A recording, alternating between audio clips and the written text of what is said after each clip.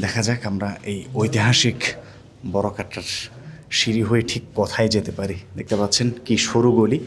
এখন আমার কিছুটা মনে হচ্ছে যে আসলে আমি মুঘল সাম্রাজ্যের কোনো স্থাপনার ভেতরে প্রবেশ করেছি। সকালে প্রায় 200-র মতো, দুপুরে 600-700, বিকেলে 600-700-র মতোই। তারাও চাইলে এই রাষ্ট্রীয় মেহমানখানাগুলোতে বিনামূল্যে 1 টাকাও পেমেন্ট করা ছাড়াই তারা থাকতে পারতেন।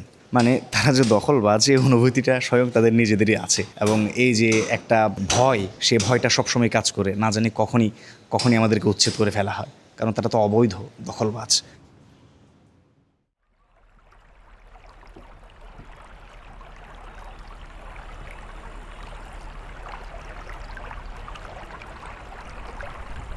এই দেশেতে এই সুখ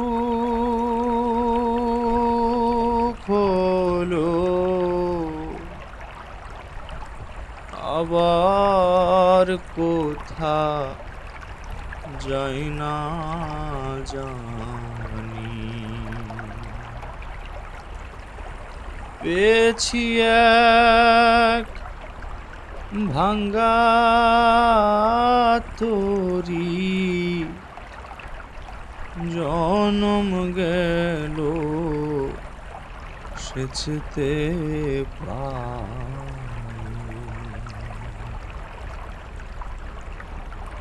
আর কি রে পাপীর ভাগ্যে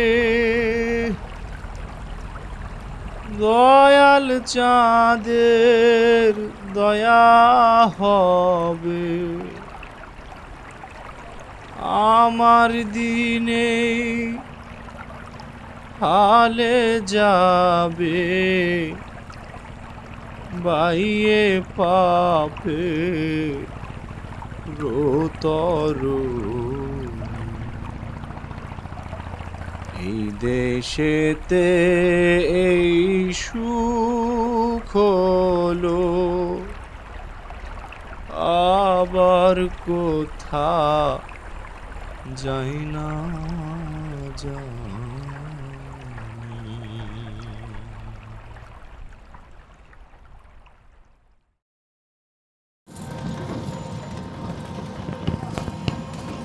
সারাদিন তপ্ত রোদের মধ্যে মাঠে পুড়তে পুড়তে কাজ করেন। রোদে পুড়তে পুড়তে গায়ের বর্ণ ধারণ করেছে তামাটে রঙে। বলছিলাম কৃষক কলিমুদ্দিনের গল্প। তার স্ত্রী বড্ড অসুস্থ, তিনি তাকে নিয়ে আসলেন রাজধানী শহর ঢাকায় উন্নত চিকিৎসার উদ্দেশ্যে। কিন্তু তাকে এখানে রাত্রি যাপন করতে হবে, সে কারণে খুঁজছিলেন হোটেল। ঠিক তার বাজেটের মধ্যে তিনি হোটেল খুঁজে পাচ্ছিলেন না। বড় বড় উঁচু উঁচু দালান তিনি হন্যে হয়ে খুঁজছেন, কিন্তু পাচ্ছেন না, বারবারই হতাশ হচ্ছেন। এমতাবস্থায় তিনি জানতে পারলেন রাজকীয় এক রাষ্ট্রীয় মেহমানখানায় তিনি থাকতে পারবেন, রাত্রি যাপন করতে পারবেন বিনামূল্যে, যতদিন ইচ্ছা ততদিন।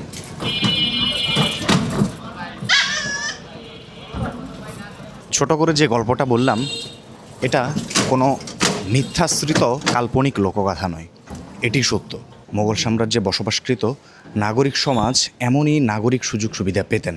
শুধু মোগল সাম্রাজ্যে যারা বসবাস করছেন তারা না, এমনকি যারা বিদেশ থেকে আসতেন মুসাফির মেহমান, তারাও চাইলে এই রাষ্ট্রীয় মেহমানখানাগুলোতে বিনামূল্যে 1 টাকাও পেমেন্ট করা ছাড়াই তারা থাকতে পারতেন। আর এতক্ষণে হয়তো নিশ্চয়ই বুঝে গেছেন আমি আপনাদেরকে কিসের কথা বলছি। বলছিলাম চকবাজারে মোগলদের নির্মিত ছোটো কাটরা এবং বড় কাটরার কথা। আজকে আমি আপনাদেরকে এগুলিরই গল্প বলবো। আমাদের পথের শুরুতেই পড়ছিল ছোটো কাটরা, সে কারণে প্রথমে চলে এসেছি ছোটো কাটরাতে। আমি এখন যেখানে দাঁড়িয়ে আছি এটা হচ্ছে ছোটো কাটরার একদম সর্বপ্রথম গেট। এখান থেকেই ছোটো কাটরার যে সীমানা সেটা শুরু, এবং এটা একদম নদী পর্যন্ত বিস্তৃত আমি যতটুকু জানতে পেরেছি। তো এ হচ্ছে সর্বোপরি ছোটো কাটরা, একদম ভগ্নাবশেষ। শুধুমাত্র 2টি গেটই রয়েছে, এখানে রয়েছে একটি, আর সামনে গিয়ে আমরা আরেকটি গেট দেখতে পাবো। এর পাশাপাশি সামনে দেখতে পাচ্ছেন অসংখ্য অগণিত অজস্র তারের ছড়াছড়ি, জটলা বেঁধে আছে একদম। আর পাশাপাশি বিশ্বকাপ যেহেতু চলছে, ফিফা বিশ্বকাপ, প্রায় সকল দেশের পতাকায় রয়েছে এখানে। তো এ হচ্ছে সর্বোপরি ছোটো কাটরার যে প্রথম গেট সেটারই অংশ।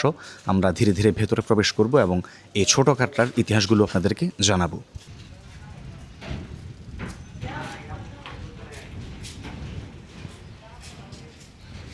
এই ইমারতগুলো পোড়ামাটি এবং ইটের পাশাপাশি নির্মাণ হতো কাঠের মাধ্যমে।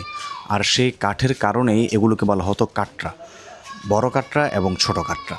দেখতে পাচ্ছেন এই যে এখানে কাঠের যে সিলিংটা করা হয়েছে সেটা এখন পর্যন্ত স্পষ্ট বিদ্যমান, সেটা রয়ে গেছে এবং এখান দিয়ে বেশ খানিকটা ঝুলে গেছে, মনে হচ্ছে এটা ধসে পড়বে এমত অবস্থায় রয়েছে। এখানে পরবর্তীতে হয়তো নতুন করে কিছু কাঠের সংযোজন করে এটাকে সংস্কার করা হয়েছে যাতে ধসে না পড়ে, আরও কয়েক বছর ধরে এটাকে দখল করে ভোগ করা যায় সেটারই ব্যবস্থা বলা যায়। আমরা এখন ছোটো কাটরার প্রথম গেট হয়ে ভেতরে প্রবেশ করছি এবং দ্বিতীয় গেট পর্যন্ত যাব যতটুকু পর্যন্ত অবশিষ্ট রয়েছে। তবে আমি এখন ছোট কাটরার প্রথম গেটের নিচ দিয়ে বের হয়ে একটা রাস্তা এসেছি। এটা আসলে ঠিক রাস্তা না, রাস্তা বললে ভুল হবে, এটা সব কিছু প্রাসাদেরই অংশ।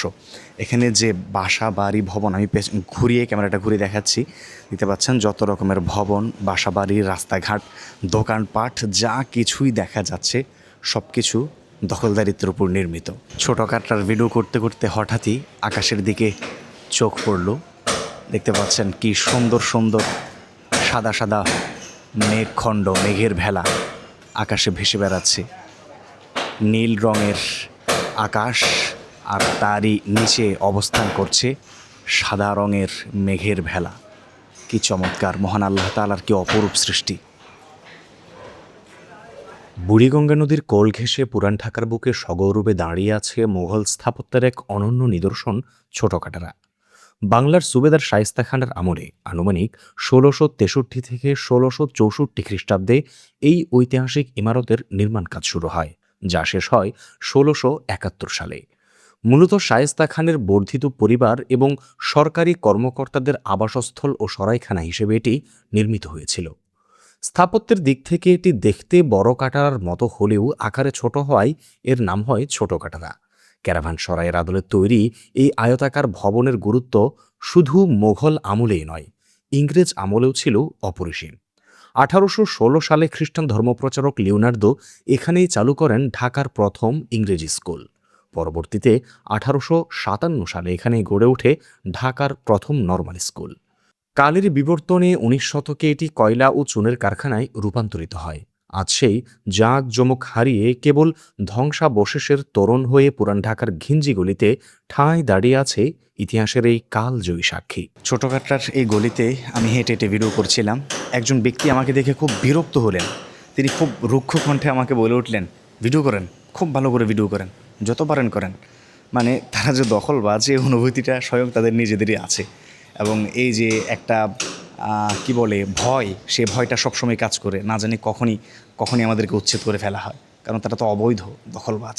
ইতিহাস ঐতিহ্য ধ্বংস করে এখানে তারা দখল জুড়ে বসেছে। তো তাদের সেই চুলকানি সবসময় রয়েছে। ক্যামেরা, সাংবাদিক, মাইক্রোফোন এগুলো দেখলেই তাদের ভেতরটা চুলকে ওঠে। আর এই যে কথাটা বললেন, সেই কথাটা তারই বহিঃপ্রকাশ ছিল।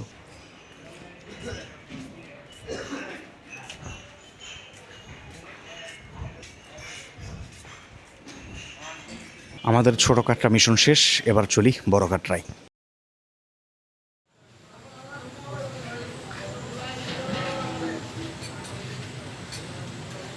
অবশেষে হাঁটতে হাঁটতে চলে আসলাম বড় কাটরার যে প্রধান গেট।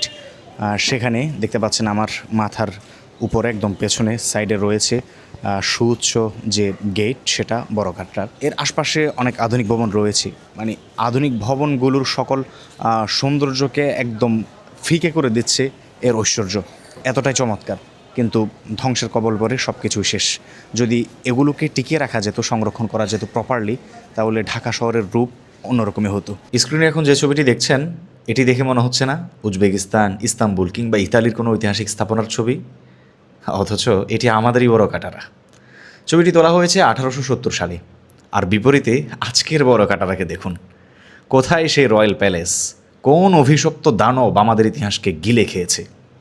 লজ্জাজনক হলেও সত্য, সেই দানব আমরাই। নিজের শরীরের মাংস নিজেই খুবলে খেয়েছি। বড় কাটরা বিচ্ছিন্নভাবে অনেক জনের দখলে রয়েছে, অনেকভাবে দখল করেছে এটাকে। কিন্তু বড় একটি অংশ দখলে রয়েছে একটি মাদ্রাসার, জামিয়া হোসাইনিয়া আশরাফুল উলুম। আমার পেছনে রয়েছে সেই মাদ্রাসাটি। এই মাদ্রাসাটির একটি সমৃদ্ধ ইতিহাস রয়েছে। এটা প্রায় ১০০ বছর আগের মাদ্রাসা।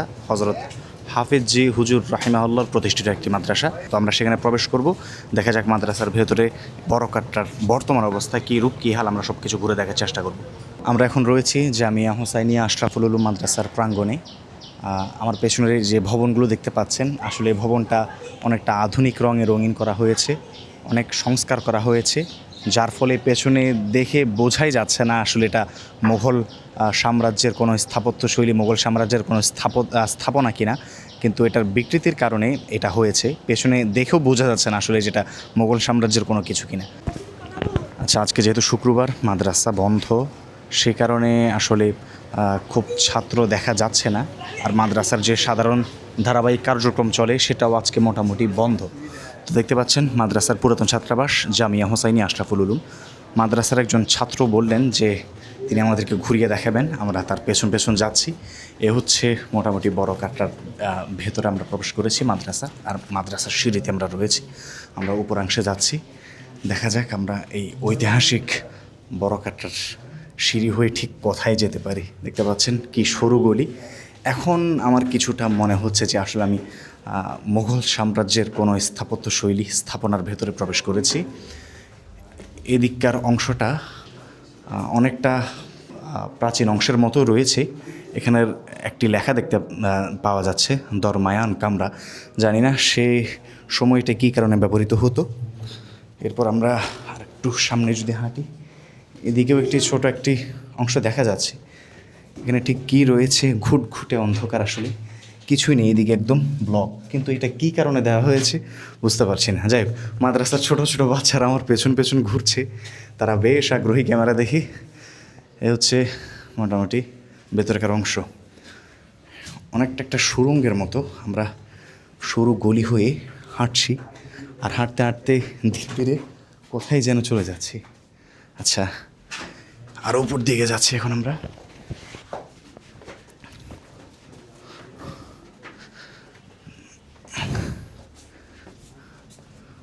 আমরা হাঁটতে হাঁটতে চলে আসলাম ছাদের অংশে।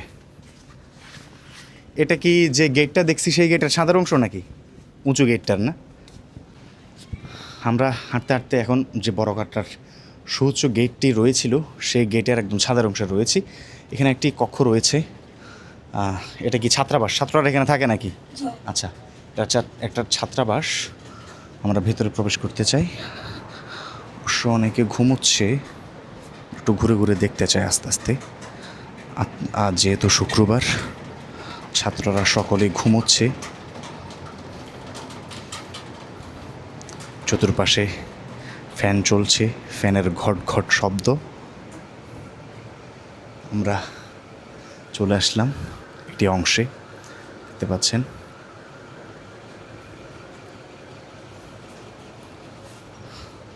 আর এদিক দিয়ে যে জায়গায় একটু আগে আমি দাঁড়িয়েছিলাম শুরুতে এসে আপনাদের সাথে কথা বলছিলাম, বড় কাটরা গেটটি দেখাচ্ছিলাম, এটা হচ্ছে সেই গলিটা। এই গলিতে দাঁড়িয়ে আপনাদেরকে আমি বড় কাটরার গেটের অংশটা দেখাচ্ছিলাম।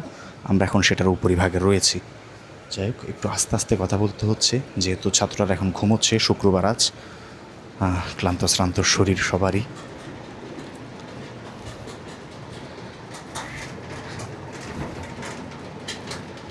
ছড়িয়ে ছিটিয়ে এক একজন এক এক দিকে ঘুমোচ্ছে। সুন্দর একটি পুরনো ভবনের ছাত্রাবাস যেমন হতে পারে তেমনই। আমি এখানে প্রবেশ করার পর থেকে মাদ্রাসারই কয়েকজন ছাত্র আমার পেছন পেছন উৎসাহী হয়ে ঘুরছে। তো আমি সকলের সাথে একটু পরিচিত হতে চাই। তোমার নামটা বলো। আব্দুর রহমান। আব্দুর রহমান, তুমি কোন ক্লাসে পড়ো এবং তোমার বাড়ি কোথায়? আমার বাড়ি নোয়াখালী, আমি নাজায় পড়ি। নাজারা পড়ো না? কয় পারা হয়েছে? পাঁচপাড়া। 5 পারা। তোমার নাম কি? ইমরান হোসেন। ইমরান হোসাইন। তোমার বাড়ি কোথায়? নোয়াখালী। তুমি কি পড়ো? নাজরা। আচ্ছা আচ্ছা, কয় পারা হয়েছে? আটপাড়া। এই নোয়াখালী বাড়ি, তুমি যে এখানে থাকো, তোমার আম্মুর জন্য মন জ্বলে না? চলে। খারাপ লাগে না? আচ্ছা, তোমার নাম বলো। আমার নাম আমির হামজা। আমির হামজা। তুমি কিসে পড়ো? নাজরা। নাজারা। কয় পারা হয়েছে? আটপাড়া। 8 পারা। সকলেই কি একই ব্যাচের নাকি? জি। 3 জনই? জি। পাঁচপাড়া। 5 পারা না, মোটামুটি সবাই তো 5 পাড়া 7 পাড়া 8 পাড়া এই অংশের মধ্যে রয়েছে। আর সবারই বাড়ি কি নোয়াখালী নাকি? না তোমার বাড়ি কোথায় যেন বললে? লালমনি লালমনিরহাট। আচ্ছা আচ্ছা। এই মাদ্রাসা কখন প্রতিষ্ঠিত হয়েছে? জানি হ্যাঁ, তুমি জানো? 1931 সালে। 1931 সালে। আমি আসলে গতকাল রাতে যখন এখানে এই মাদ্রাসা কিংবা বড় কাটরা নিয়ে একটু পড়াশোনা করছিলাম, তখনই আমি জানতে পেরেছি এখানে একটি মাদ্রাসা রয়েছে, জামিয়া হোসাইনী আশরাফুল উলুম, এবং বেশ প্রসিদ্ধ একটি মাদ্রাসা বাংলাদেশে। অনেক বড় বড় আলেমীদ্বীন এখান থেকে আলেম হয়ে বের হয়েছেন। তো এই মাদ্রাসার প্রতিষ্ঠা হয়েছে 1931 সালে, প্রায় 100 বছর হয়ে গেছে মাদ্রাসা প্রতিষ্ঠার, এবং এই মাদ্রাসার প্রতিষ্ঠাতাওরাও ছিলেন এক একজন বাঘা বাঘা আলেমেদিন। তো জানতে পেরে ভালো লাগলো যে ছোট একজন মানুষ সেও এই মাদ্রাসার ইতিহাসটা জানে। বুড়িগঙ্গা নদীর তীরে মাথা উঁচু করে দাঁড়িয়ে থাকা বড় কাটরা কেবল একটি প্রাচীন ইমারত নয়, এটি ঢাকার বুকে মোগল আমলের শৌর্য, স্থাপত্যশৈলী আর ইতিহাসের এক জীবন্ত দলিল। মোগল সম্রাট শাহজাহানের পুত্র শাহজাদা শাহ সুজার নির্দেশে 1644 থেকে 1646 খ্রিস্টাব্দের মধ্যবর্তী সময়ে এই বিশাল সরাইখানাটি নির্মাণ করা হয়। এর নির্মাণ কাজের মূল দায়িত্ব ও তদারকিতে ছিলেন শাহজাদা শাহ সুজার প্রধান রাজস্ব কর্মকর্তা বা দিওয়ান মীর আবুল কাসেম, যিনি মেয়েরি ইমারত নামেও বেশ পরিচিত ছিলেন। শুরুতে ধারণা করা হয়েছিল এটি শাহজাদা শাহ সুজার বসবাসের জন্য একটি সুরম্য প্রাসাদ হিসেবে ব্যবহৃত হবে, কিন্তু পরবর্তীতে এটি একটি ঐতিহ্যবাহী ও সুবিশাল মুসাফিরখানা বা সরাইখানা হিসেবে আত্মপ্রকাশ করে। সুদূর পারস্য ও মধ্য এশিয়া থেকে আসা বণিক, পর্যটক এবং সাধারণ পথচারীদের জন্য এটি ছিল এক পরম আশ্রয়স্থল। কালপরিক্রমায় এর নান্দনিক সৌন্দর্য ম্লান হলেও এর ঐতিহাসিক গুরুত্ব আজও অম্লান। বর্তমানে এই ঐতিহাসিক স্থাপনাটির একটি বড় অংশ জামিয়া হোসাইনিয়া আশরাফুল উলুম বড় কাটরা মাদ্রাসার তত্ত্বাবধানে রয়েছে। এই ভবনের তোরণে একসময় ফার্সি ভাষায় খোদাই করা একটি পাথরের ফলক বা শিলালিপি যুক্ত ছিল, যেখানে এই স্থাপনার উদ্দেশ্য ও মাহাত্ম্য ফুটিয়ে তুলতে লেখা হয়েছিল, সুলতান শাহ সুজা সবসময় দান খয়রাতে মশগুল থাকিতেন, তাই খোদার করুণা লাভের আশায় আবুল কাসেম তুব্বা হোসাইনি সৌভাগ্যসূচক এই দালানটি নির্মাণ করিলেন। ইহার সঙ্গে 22টি দোকানঘর যুক্ত হইল, যাহাতে এইগুলির আয়ে ইহার মেরামত কার্য চলিতে পারে এবং ইহাতে মুসাফিরদের বিনা মূল্যে থাকার ব্যবস্থা হইতে পারে। এই বিধি কখনো বাতিল করা যাইবে না। বাতিল করিলে অপরাধী শেষ বিচার দিনের শাস্তি লাভ করিবে। সাদুদ্দিন মোহাম্মদ সিরাজি কর্তৃক এই ফলকটি লিখিত হইল।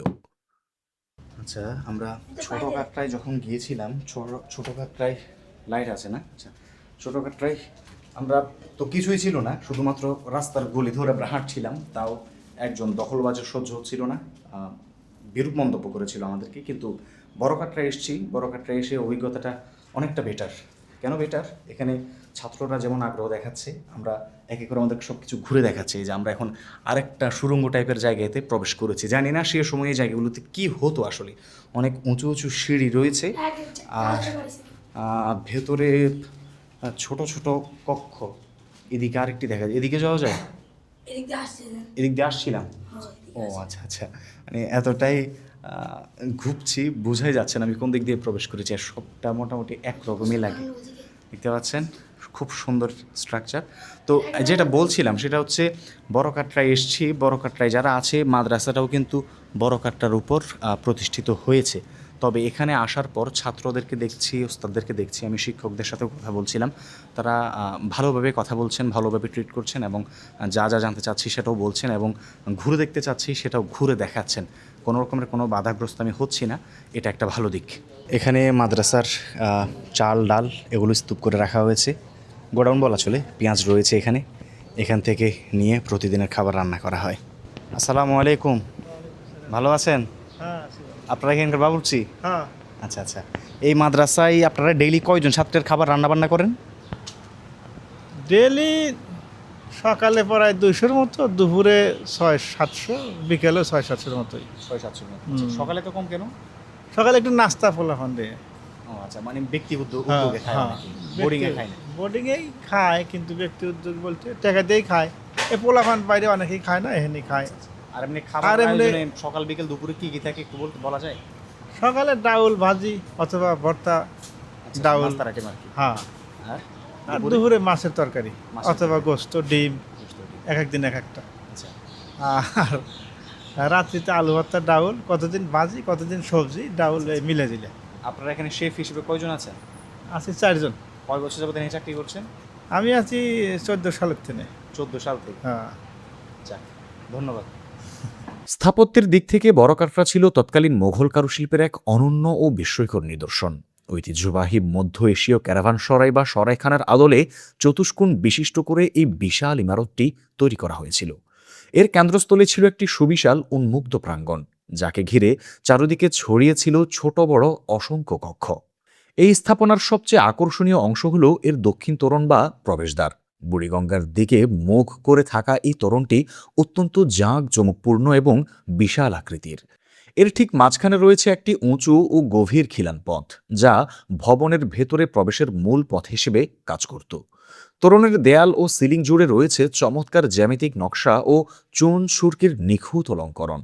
যদিও সময়ের নিষ্ঠুর আঘাতে এবং সঠিক রক্ষণাবেক্ষণের অভাবে আজ এর সিংহভাগই ধ্বংসাবশেষে পরিণত হয়েছে, তবুও এর টিকে থাকা ফটক ও দেয়ালের অবশিষ্টাংশ আমাদের মনে করিয়ে দেয় 400 বছর আগের সেই গৌরবময় মোঘল আভিজাত্যের কথা।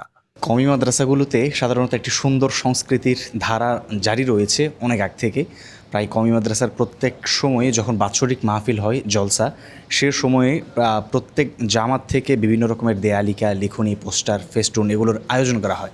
তার মধ্যে সবচেয়ে আকর্ষণীয় পার্ট থাকে দেয়ালিকা। তো আমার পেছনে যেটা দেখতে পাচ্ছেন একটি দেয়ালিকা রয়েছে। দেয়ালিকার নাম হচ্ছে ফিদায়ে আমিনা। এখানে অনেক রকমের লেখা রয়েছে।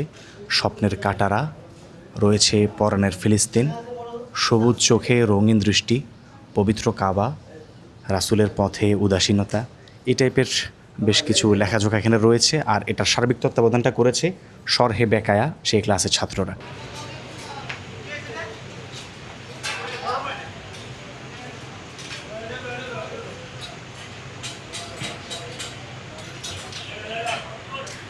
আধুনিক পৃথিবীর রন্ধ্রে রন্ধ্রে মন্দের ছড়াছড়ি, সেই জায়গা থেকে বড়কাটরা একটি মাদ্রাসা থাকাটা আমার কাছে মন্দের ভালো। কেন ভালো? আমি বেশ কিছু ঐতিহাসিক স্থাপনা, ঐতিহাসিক জায়গায় ঘুরেছি, আপনাদেরকেও দেখিয়েছি। সেসব জায়গাগুলো অনেক ব্যক্তি বিশেষের অধীনে রয়েছে, অনেক ব্যক্তি বিশেষের দখলে, যার ফলে সেগুলো যে যার মতো করে ধ্বংস করে সেখানে নতুন ভবন নির্মাণ করে ফেলেছে, সেগুলোর অস্তিত্ব সহ বিলীন হয়ে গেছে।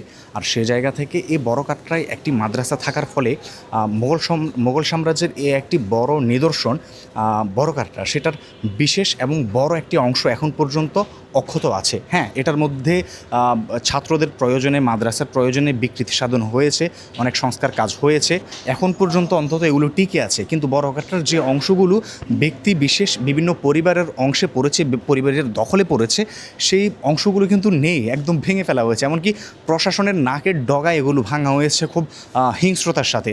আমরা এর পূর্বে নিউজগুলো দেখেছি, তালা দিয়ে ভেতরে বড়কাটরাকে ভাঙা হয়েছে। তো সেই জায়গা থেকে বড়কাটরা একটি মাদ্রাসা থাকাটা আমার কাছে ইতিবাচকই মনে হচ্ছে। এবং সরকার যদি সদিচ্ছা দেখায় তো এখন পর্যন্ত সম্ভব বড়কাটরার যে বড় অংশটি এখন পর্যন্ত অক্ষত রয়েছে সেটিকে সংরক্ষণ করার এবং এটাকে সংরক্ষণ করে জাদুঘরের রূপ দেওয়ার, আমাদের জন্য ঐতিহাসিক একটি উপমা হিসেবে ধারণ করার। আজকের ভিডিও এখান থেকে শেষ করে দিচ্ছি। অনেক কিছু দেখানো হয়েছে, অনেক কিছু জানানো হয়েছে, মাদ্রাসা, বড়কাটরা, ছোটো কাটরা সব কিছু ঘুরে ঘুরে দেখিয়েছি, ইতিহাসগুলো জানিয়েছি। তাই আজকের মতো এখান থেকে বিদায় নিচ্ছি। দেখা হয়ে যাবে অন্যদিন অন্য কোনো ভিডিওতে ইনশাল্লাহ। সকলে ভালো থাকুন, সুস্থ থাকুন। আসসালামু আলাইকুম রহমতুল্লাহি ওয়া বারাকাতুহু।